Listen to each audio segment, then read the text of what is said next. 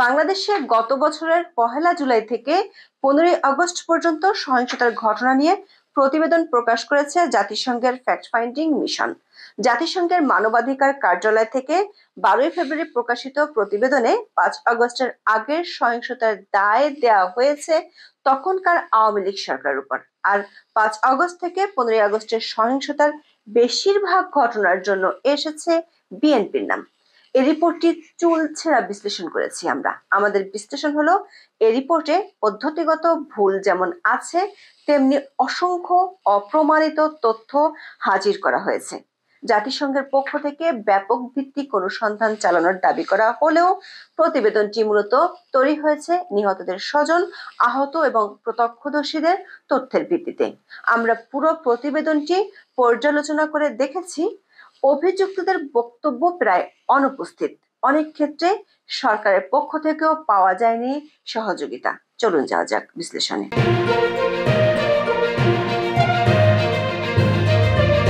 জেনেভায় জাতিসংঘের মানবাধিকার কার্যালয় থেকে সংবাদ সম্মেলনে প্রকাশ করা হয় ফ্যাক্ট ফাইন্ডিং মিশনের প্রতিবেদনটি। এতে সারসংক্ষেপ তুলে ধরেন জাতিসংঘের মানবাধিকার বিষয়ক হাই কমিশনার ভলকার টুর্ক। গত বছর গণঅভ্যুত্থানের সময় গুরুতর মানবাধিকার লঙ্ঘনের সঙ্গে শেখ হাসিনা সরকার জড়িত ছিল বলে জানানো হয় সংবাদ সম্মেলনে। ভলকার টুর্ক বলেন, ক্ষমতা ধরে রাখতে সাবেক সরকার বিক্ষোভ দমন করার কৌশল নিয়েছিল। এর অংশ হিসেবে শত শত বিচার বহির্ভূত হত্যা, নির্বিচার গ্রেপ্তার, আটক ও নির্যাতন চালানো হয়েছে বলে বিশ্বাস করার যুক্তিসঙ্গত কারণ রয়েছে। প্রতিবেদনে বলা হয়, ১৫ জুলাই থেকে ৫ আগস্টের মধ্যে ১,৪০০ জন মানুষকে হত্যা করা হয়ে থাকতে পারে। হাজার হাজার মানুষ আহত হয়েছেন, তাদের বেশিরভাগই বাংলাদেশের নিরাপত্তা বাহিনীর গুলিতে বিদ্ধ হন। দর্শক, আমরা জাতিসংঘের পুরো রিপোর্টের খুঁটিনাটি বিশ্লেষণ করেছি। প্রথমেই নজর দিয়েছি কোন পদ্ধতিতে অনুসন্ধান চালিয়েছে জাতিসংঘ। মোট ১৪টি পয়েন্টে পদ্ধতিগুলো তুলে ধরা হয়েছে প্রতিবেদনের শুরুতে। আমরা দেখেছি জুলাই আগস্টের অনুসন্ধানে ২৩০টির বেশি সাক্ষাৎকার নিয়েছে তদন্ত দল। সাক্ষাৎকার দাতাদের মধ্যে ছিলেন ভুক্তভোগী, প্রত্যক্ষদর্শী, ছাত্র আন্দোলনকারী নেতা, মানবাধিকার কর্মী, বিশ্ববিদ্যালয়ের শিক্ষক, সাংবাদিক, সুশীল সমাজের প্রতিনিধি, চিকিৎসক, আইনজীবী, ব্যবসায়ী এবং বিভিন্ন বিশেষজ্ঞ। প্রতিবেদন থেকে জানা যাচ্ছে, সহিংসতার অভিযোগ যাদের বিরুদ্ধে, তাদের শীর্ষ পর্যায় থেকে কোনো বক্তব্য জাতিসংঘ নিতে পারেনি বা নেয়নি। এই অনুসন্ধানে জাতিসংঘ মূলত নির্ভর করেছে সরকারিভাবে সরবরাহ করা গোলা বারুদের নমুনার উপর। প্রতিবেদনের মেথোডোলজিতেই এই তথ্য দেওয়া হয়েছে। এর পাশাপাশি তারা ১১টি চিকিৎসা কেন্দ্র এবং চিকিৎসকের সঙ্গে কথা বলেছেন, ২৯ জন আহতকে পরীক্ষা এবং ১৫৩টি মেডিকেল কেস ফাইল পর্যালোচনা করেছেন।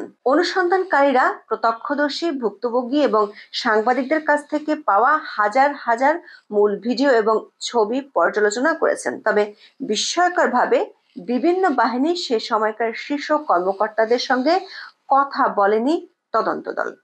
জাতিসংঘের প্রতিবেদনে বলা হয়েছে, তারা বর্তমান আইজিপি সহ র্যাব, আনসার, ভিডিপি এবং বিজিবির শীর্ষ কর্মকর্তাদের সাক্ষাৎকার নিয়েছেন। তবে এদের মধ্যে একমাত্র বিজিবি প্রধান ছাড়া অন্য কোনো কর্মকর্তা বিক্ষোভের সময় তাদের বর্তমান শীর্ষ পদে ছিলেন না।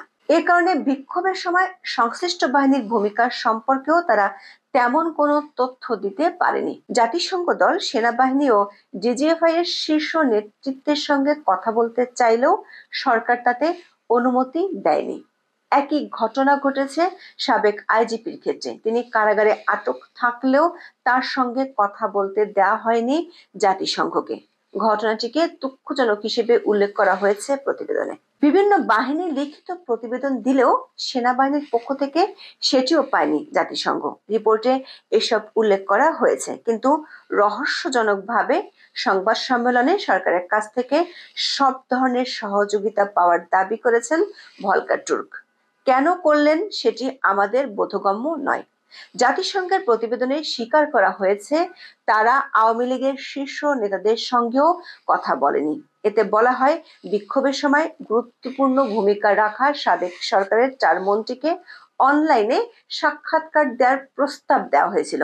তবে শেষ পর্যন্ত ঘটনায় সরাসরি সংশ্লিষ্টতা নেই আওয়ামী লীগ ও ছাত্রলীগের। এমন কিছু উচ্চ ও মাঝারি পর্যায়ের নেতাদের সাক্ষাৎকার নিয়ে প্রতিবেদনটি তৈরি করা হয়। ওই সাক্ষাৎকারগুলোতেও দায় অস্বীকার করেন নেতারা। প্রতিবেদন তৈরিতে বিএনপি এবং জাতীয় পার্টির নেতাদের বক্তব্য নিয়েছে জাতিসংঘ। তবে তাদের সঙ্গে কথা বলার অনুরোধে জামাত এমনকি ছাত্র শিবিরের শীর্ষ নেতারাও সাড়া দেননি। শেষ পর্যন্ত জামাত ও ছাত্র শিবিরের কয়েকজন সমর্থকের সঙ্গে কথা বলে সন্তুষ্ট থাকতে হয়েছে তদন্ত দলকে। প্রতিবেদনে স্বীকার করা হয়েছে তাদের উপস্থাপিত তথ্য ফৌজদারি অপরাধ প্রমাণ করার মতো যথেষ্ট শক্ত নয়। অপরাধ প্রমাণ করতে হলে আরো ব্যাপক তদন্তের প্রয়োজন। পুরো রিপোর্টের অনেক জায়গায় দায় সারা কাজের অনেক নজির আছে।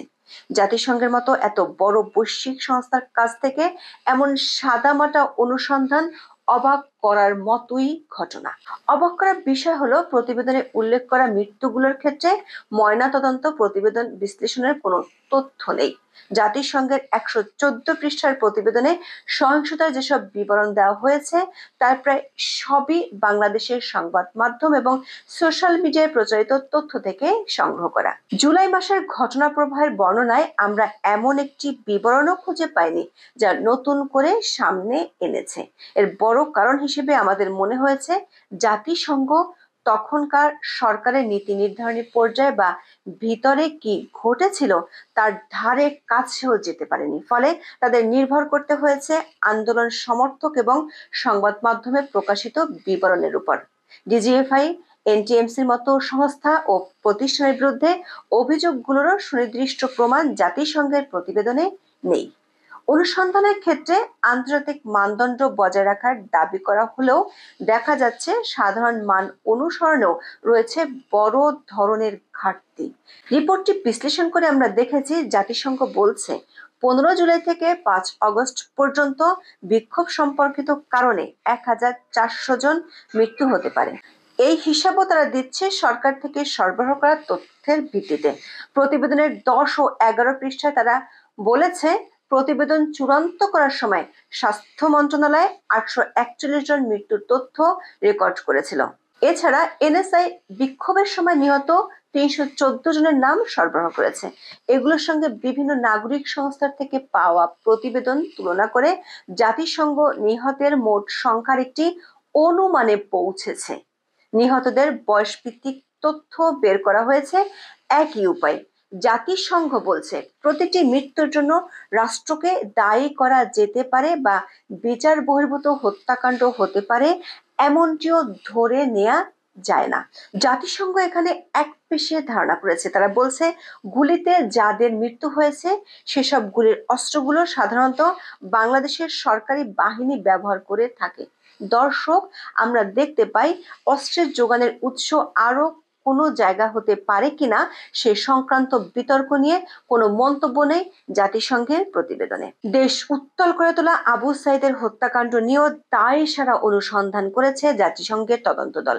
মৃত্যুর কারণ তারা তুলে ধরেছে একজন প্রত্যক্ষদর্শীর বক্তব্য এবং ভিডিও ফুটেজ বিশ্লেষণের মাধ্যমে।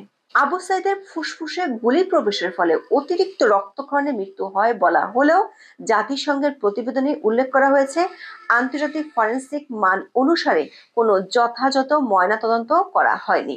জাতিসংঘের প্রতিবেদনের 21 পৃষ্ঠায় বলা হয়েছে আইন শৃঙ্খলা বাহিনীতে প্রাণঘাতী অস্ত্র ব্যবহারের নির্দেশনা দিয়েছিল তখনকার রাজনৈতিক শীর্ষ নেতৃত্ব। আর বিভিন্ন বাহিনীর এই সংক্রান্ত স্বীকারোক্তি জাতিসংঘ পেয়েছে অন্তর্বর্তী সরকারের মারফতে। প্রতিবেদনে বলা হয় বিজিবির পক্ষ থেকে দেওয়া জাতিসংঘের একটি প্রতিবেদন সরবরাহ করা হয়েছে। এতে বিজিবি বলেছে তারা সাবেক স্বরাষ্ট্রমন্ত্রী এবং প্রধানমন্ত্রীর পক্ষে তার নিরাপত্তা উপদেষ্টা সর্বোচ্চ শক্তি প্রয়োগের মৌখিক নির্দেশনা দিয়েছিলেন। প্রতিবেদনের 27 থেকে 28 পৃষ্ঠার প্রত্যক্ষদর্শীর বরাতে র্যাবের হেলিকপ্টার থেকে গুলি ছোড়ার বিবরণও দেওয়া হয়েছে। তবে জাতিসংঘ এটাও বলেছে তারা যেসব ভিডিও পেয়েছে তা থেকে গুলি ছোড়ার বিষয়টি পরিষ্কার নয়। আবার র্যাবের পক্ষ থেকেও বিষয়টি অস্বীকার করা হয়েছে। ফলে এই প্রতিবেদনেও আমরা যা পাচ্ছি তা একেবারেই নতুন কিছু নয়। প্রতিবেদনে র্যাবের বিরুদ্ধে অন্য বাহিনীর তুলনায় অতিরিক্ত বল প্রয়োগের তেমন কোনো বিবরণ নেই। তারপরেও প্রতিবেদনের সুপারিশে কেবল র্যাবের বিলুপ্তির দাবি তুলেছে জাতিসংঘ। জাতিসংঘের প্রতিবেদনে 5 আগস্টের আগে পরে পুলিশ ও আওয়ামী লীগ সমর্থকদের উপর সহিংসতার বিবরণ এসেছে রক্ষণশীল ভঙ্গিতে।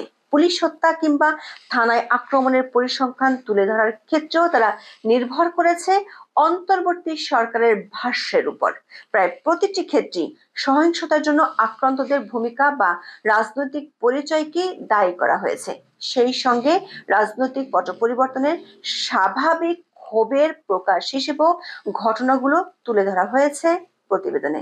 আবার 5 আগস্টের পর অন্তর্বর্তী সরকার সংঘাত থামাতে যথেষ্ট মাত্রায় সক্রিয় ছিল বলেও আমরা জানতে পেরেছি জাতিসংঘের প্রতিবেদনের মাধ্যমে। এই প্রতিবেদনে 5 আগস্টের পর সহিংসতার ঘটনায় জড়িত রাজনৈতিক দল হিসেবে একমাত্র বিএনপির নাম উল্লেখ করেছে জাতিসংঘ। প্রতিবেদনে 53 পৃষ্ঠায় এমনও বলা হয়েছে, হামলা লুটপাটে অংশগ্রহণের দায় স্বীকার করে 10 আগস্ট পর্যন্ত বিএনপি তাদের 44 স্থানীয় নেতাকর্মীকে বহিষ্কার করেছে। দর্শক, আগস্ট পরবর্তী সহিংসতায় আরো বেশ কিছু দলের নাম উঠলেও জাতিসংঘের প্রতিবেদনে একমাত্র বিএনপিকে দায়ী করার বিষয়টি আমাদের কাছে বেশ তাৎপর্যপূর্ণ। এই প্রতিবেদনে 1 জুলাই থেকে 15 আগস্টের মধ্যে হামলায় আওয়ামী লীগ ও সহযোগী সংগঠনের 144 জন নিহত হওয়ার তথ্য দিয়েছে জাতিসংঘ। আর সরকারের বরাতে এ সময় নিহত হয়েছেন 44 জন পুলিশ সদস্য, বিজিবির 3 জন, আনসারের 3 জন এবং র্যাবের 2 সদস্য প্রাণ হারান এই সময়।